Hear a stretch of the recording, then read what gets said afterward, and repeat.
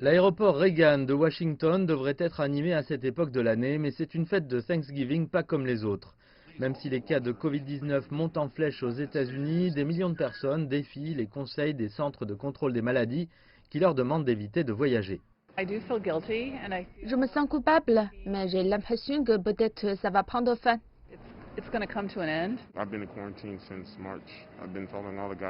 Je suis en quarantaine depuis le mois de mars. Je suis toutes les lignes directrices. Mais nous voulons simplement être avec la famille tout en respectant les lignes directrices des CDC. Mais s'il y a des dilemmes éthiques pour les passagers, les compagnies aériennes sont sous une énorme pression pour continuer à voler après avoir mis à la porte des dizaines de milliers de personnels exigeant un renflouement du gouvernement pour rester en affaires. Et même s'il est quelque peu rétabli depuis, il est étonnant de voir à quel point il y a peu de trafic aérien dans ce qui est normalement un aéroport très fréquenté.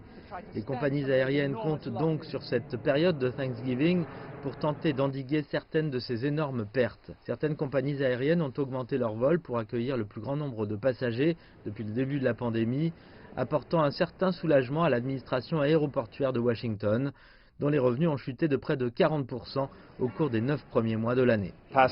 L'activité des passagers génère des revenus. Donc si vous regardez autour de vous et que vous ne voyez pas le même nombre d'activités de passagers que vous verriez normalement, vous pouvez vous attendre à ce que les revenus suivent. Mais le régulateur de l'industrie du transport aérien prévient qu'une augmentation des revenus et la perspective de vaccination de masse pourraient être trop tardives pour empêcher certains transporteurs de faire faillite.